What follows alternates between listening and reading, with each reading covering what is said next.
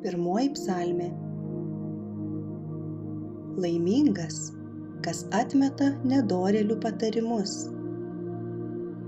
kas neina nusidėjėlių keliu ir nebendrauja su pašaipūnais, bet džiaugiasi Viešpaties įstatymu ir mąsto jo įstatymą dieną naktį. Jis lyg medis, pasodintas prie tekančio vandens, duodantis vaisių laikui atėjus, o jo lapai nevysta.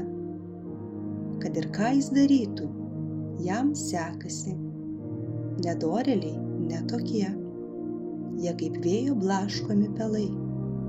Todėl nedorėliai teisme neatsilaikys, nei nusidėjėliai teisiųjų sueigoje.